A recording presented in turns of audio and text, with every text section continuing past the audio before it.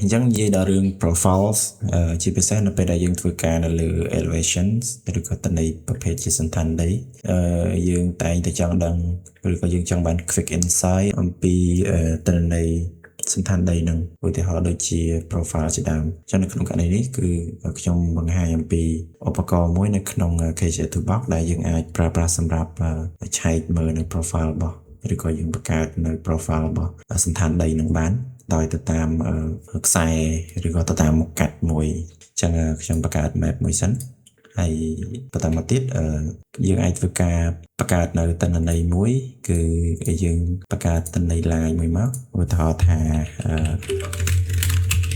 ខ្ញុំដាក់ថា line path ហើយខ្ញុំទុកវានៅក្នុង default database បន្ទាប់ពីយើងបាន line path ហើយយើងទៅរក DM data មួយឧទាហរណ៍ថាខ្ញុំប្រើតន័យមួយនេះចុះអូខេនេះគឺជាតន័យ DM របស់យើងដោយសារតែនៅក្នុងប្រទេសកម្ពុជាយើងដឹងហើយស្ថានដីឥឡូវនេះយើងមកមើលនៅម្ដុំបែកខាងនេះគឺវាមានស្ថានដីខ្ពស់អូខេយើងចង់ដឹងឧទាហរណ៍ថានៅក្នុង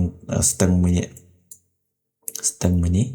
យើងចង់ដឹងអំពីសន្តានដីផងវាឬក៏ profile ផងវាខ្ញុំអាចធ្វើការដូរ symbol នេះដើម្បីឲ្យវាងាយមើលបន្តិច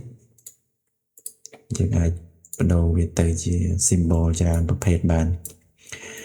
ដើម្បីឲ្យវាមាន terrain ជាលក្ខណៈ 3D យើងអាចទាញ world hill shape នេះមកខាងលើមកហើយយើង apply blend mode ឲ្យវាគឺយើងអាចប្រើ multiply អញ្ចឹងយើងឃើញ terrain ហ្នឹងវាឡើងជាលក្ខណៈ 3D បែបនេះអញ្ចឹងវាស្រួលមើលអញ្ចឹងណាឧទាហរណ៍ថាយើងចង់ដឹងពី profile ផងតនន័យរបស់យើងគឺតនន័យនេះ DM នេះយើងចង់ដឹងកន្លែងនេះអញ្ចឹងយើងអាចគូ line path មួយមកអញ្ចឹងយើងចូលទៅកាន់ create feature ហើយយើងគូ line path មួយត្រង់នេះគឺតោះថាយើងចង់ដឹង profile កន្លែងនេះអូខេអញ្ចឹងដល់ពេលយើងបានប៉ុណ្្នឹងហើយយើងអាចចូលមកកាន់ KJ Toolbox ហើយយើងប្រើ tool មួយគឺ elevation profile from line path អូខេអញ្ចឹងនៅក្នុងនេះគឺយើងអាចគូ direct ដោយប្រើ feature set កន្លែងនេះបានខ្ញុំនិយាយថាយើងអាចគូ line direct បានអូខេតែយើងគូហើយឥឡូវនេះដោយសារតែយើងមានតែមួយខ្សែយើងមានតែមួយខ្សែយើងបាច់ select បានដែរកន្លែងហ្នឹងណាតែបើសិនជាយើងមានច្រើនខ្សែយើងត្រូវ select វាអូខេហើយបន្ទាប់មកយើងដាក់ elevation raster យើងចូលគឺ DM នេះហើយបន្ទាប់មកទៀតយើងអាច output chart ផងយើងឬក៏ output profile ផងយើងឧទាហរណ៍ថាខ្ញុំដាក់នៅក្នុង default folder នេះហើយខ្ញុំដាក់ឈ្មោះវាថា folder នេះឈ្មោះថា untitled អញ្ចឹងខ្ញុំដាក់ឈ្មោះថា elevation ចុះអូខេអញ្ចឹងបើសិនបើយើងអត់ត្រូវការផលិតជា chart ឬក៏ជា elevation chart ហ្នឹងទេយើងបាច់គ្រីសកន្លែងនេះទេយើង run តែម្ដងទៅគឺវាធ្វើការបង្កើតនៅ chart មួយយើងនេះគឺជាលក្ខណៈនៃសន្តានដីហ្នឹងគឺវាដាក់ចំណងជើងបែបនេះហើយយ៉ាងឡើយយ៉ាងកម្ពស់នេះគឺបែបនេះហើយ distance នេះគឺបែបនេះអញ្ចឹងមានន័យថាចម្ងាយផងយើងហ្នឹងអូខេបែបនេះចោលសិនចម្ងាយផងយើងពីនេះមកនេះហ្នឹងគឺប្រវែងរបស់វាគឺខ្ទង់ 1500 ម៉ែត្រឬក៏1600 ម៉ែត្រអញ្ចឹងណាប្រវែងប៉ុណ្ណឹងអញ្ចឹងយើងឃើញលក្ខណៈសន្តានដីផងយើងហើយគឺអាកន្លែងជុចនេះគឺជាកន្លែងដែលទាបខ្លាំងហើយកន្លែងនេះគឺកន្លែងខ្ពស់កន្លែងចំណុចចាប់ផ្ដើមរបស់យើងហ្នឹងគឺកន្លែងខ្ពស់នេះអូខេអញ្ចឹងអាហ្នឹងគឺតែជា profile របស់យើងអាចមើលអំពីស្ថានដីនឹងបានភ្លាមហើយបើសិនបើយើងចង់កែកុនទៅលើproperty ផង profile ហ្នឹងយើងអាចឆែកបានយើងគ្រីសកន្លែង additional chart property នេះមកហើយយើងអាចកែបានច្រើនដូច chart surround មានដូចជាចំណងជើង X axis title Y axis title យើងអាចដូរ font ដូរទំហំបើក legend ផងវាអញ្ចឹងណាហើយយើងមាន graph property នេះយើងអាច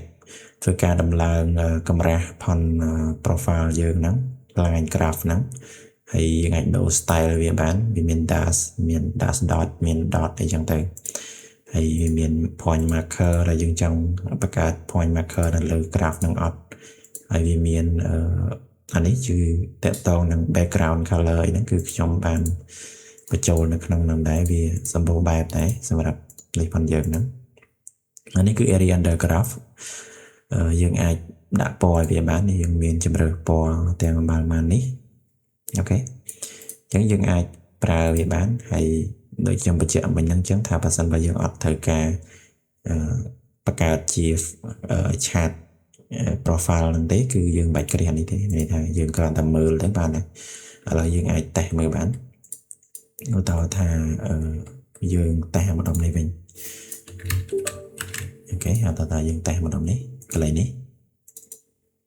អញ្ចឹងយើងគ្រាន់តែ select វាមកអញ្ចឹងវាធ្វើការលើតែមួយហ្នឹងឯងអញ្ចឹងយើង run ទៅយើងទទួលបាននេះសន្តានដីណាកន្លែង block ហ្នឹងអញ្ចឹងណានេះយើងអាចមើលបាននេះកន្លែងនេះអូខេកន្លែងកម្ពស់បន្តិចនេះអូខេហើយចុះមកហើយឡើងទៀតអញ្ចឹងណាអូខេអាហ្នឹងគឺកន្លែងហ្នឹងឥឡូវយើងទៅមើលកន្លែងផ្សេងទៀតយើងអាចមកតេស្តកន្លែងនេះកន្លែងកម្ពស់ខ្លាំងនេះអូខេនេះបានប៉ុណ្ណឹងយើងរ៉ានមកយើងអត់បាន save មួយសិនកុំឲ្យ tool ស្ដីឲ្យនេះអញ្ចឹងយើងទទួលបាន profile នៅកន្លែងហ្នឹងឃើញទេអូខេហើយឧទាហរណ៍ថាឥឡូវនេះខ្ញុំបង្ហាញយើងដូរ style មួយចុះបើថាយើងយកជា line grid អត់ទេយកនេះវិញ graph property នេះអត់ថាយើងយក style ជា dash ជា tray វិញហើយពណ៌ថាយើងយកពណ៌បៃតងចុះអញ្ចឹងយើង run ម្ដងទៀតយើង run មកយើងទទួលបាននេះឃើញទេអូខេដាច់ចឹងទៅហើយអានេះគឺពណ៌ area under graph មិញហ្នឹងដោយសារយើងជាប់ article នៅក្រោមនេះ soft amber នេះវិញហើយយើងអាចដូរទៅពណ៌ផ្សេងបានអូខេអញ្ចឹងនៅក្នុងវីដេអូនេះមានតែប៉ុណ្្នឹងឯងខ្ញុំគ្រាន់តែបង្ហាញអំពីឧបករណ៍ profile នេះហើយយើងមានមែនតើយើងមាន2បើសិនបើយើងមានជា point path តើតែ point ដែលយើងបានពី GPS អីយើងអាចយកមក plot នៅក្នុងនឹងបានហើយនេះយើងមានជា line path នេះគឺយើងត្រូវការ spot យក elevation ចេញពី Candy American raster elevation ហ្នឹងអញ្ចឹងនៅក្នុងវីដេអូនេះមានតែប៉ុណ្្នឹងឯងហើយយើងជួបគ្នានៅវីដេអូបន្តទៀតសូមអរគុណ